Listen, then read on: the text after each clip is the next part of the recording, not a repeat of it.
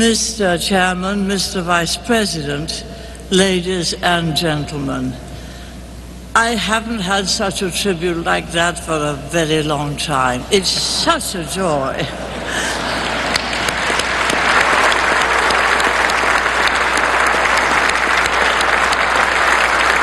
But if I might say so, I think what happened during those years paid a great deal of belief to Ronald Reagan, with whom I worked in harness, and it was a wonderful twosome.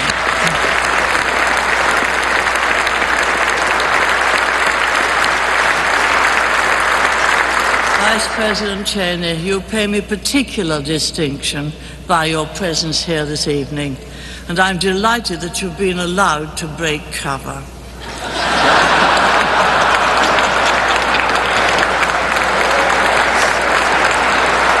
Indeed, you remind me of another intrepid warrior for justice.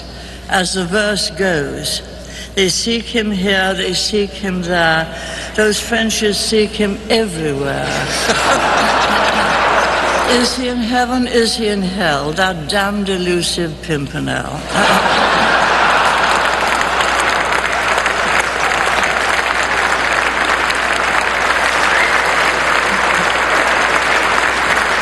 Tonight, Mr. Vice President, for once, we know exactly where you are. I'm enormously honored to receive this award. It bears the name of one of the most remarkable Americans of her day, and it has previously been given to other great Americans. It's inspiring to be in such company, and wonderful, as always at Heritage, to be among true friends. Claire Booth Luce's generation fought the twin evils of Nazism and communism. She was indeed in the forefront of that fight. Nazism was defeated in her lifetime. Communism was defeated in ours. Defeated above all through the efforts of that great American president, my friend Ronald Reagan.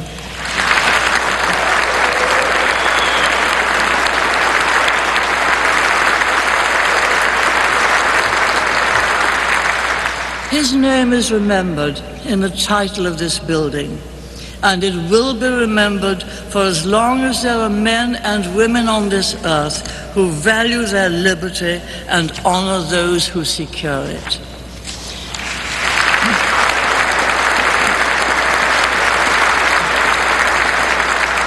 Ronnie's successor in the White House today faces a different but no less mighty challenge. The success in Afghanistan demonstrated that the doubters were wrong. The war against terror can be won.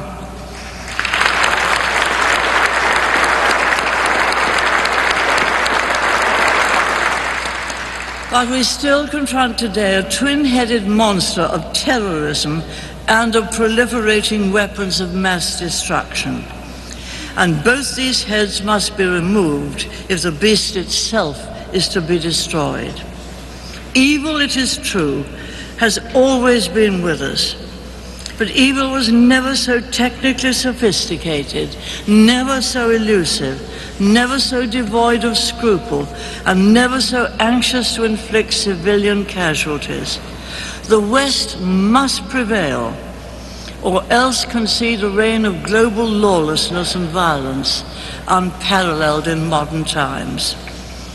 I'm glad that America's Commander-in-Chief is made of such stern stuff.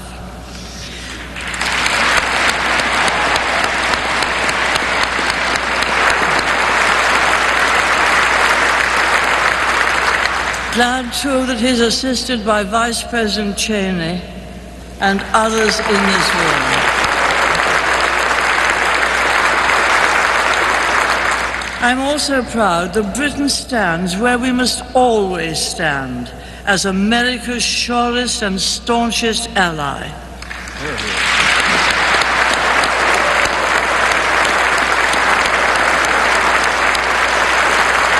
Prime Mr. Blair and I are, as is well known, political opponents, but in this vital matter, I salute his strong and bold leadership.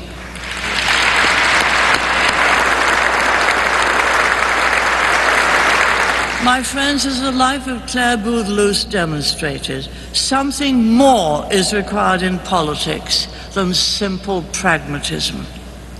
It is, of course, necessary to learn all the facts, to seek the best advice, to reflect on the options before you decide the course to take.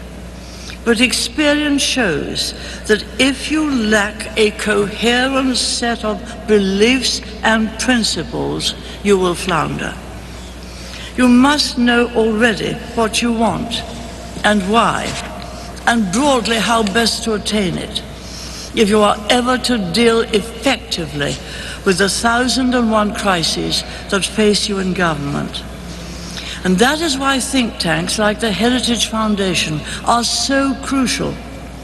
Your clarity of vision, based on a wise understanding of what limited government in a free country requires, has allowed Heritage to make an outstanding contribution to America. And not just America.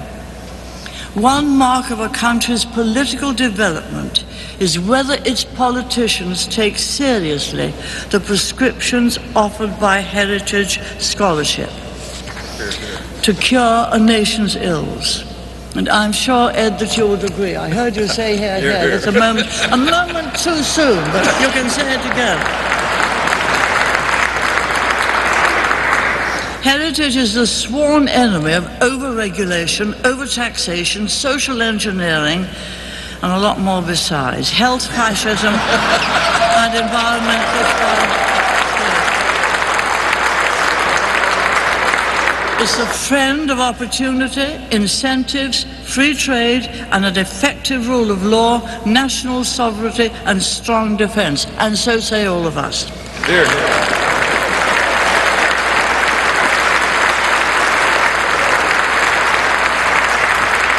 It would be a sad day if Conservatives failed to recognize how immensely positive the results of that approach have been. And it would be altogether inexplicable if this happened when our opponents have reluctantly seen the merit of conservative insights and policies. Thankfully, the likelihood of such folly is diminished every time another Heritage backgrounder lands on a politician's desk.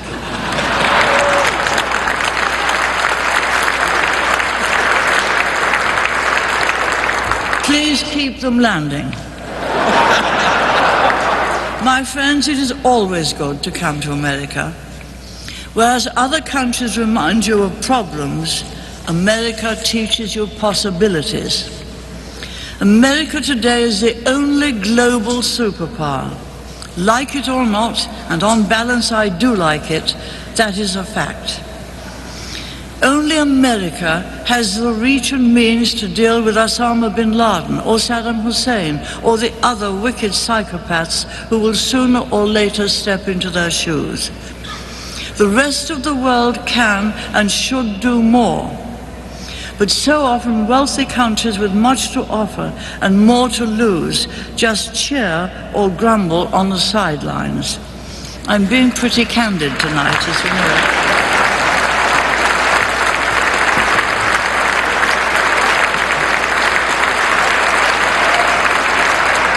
For those who love liberty, the fortunes of America are even more our preoccupation than in years gone by. So I make my own tonight, in conclusion, the words of the poet Longfellow. Sail on, O ship of state, sail on, O Union strong and great. Humanity with all its fears, with all the hopes of future years, is hanging breathless on thy fate. Thank you for this wonderful award.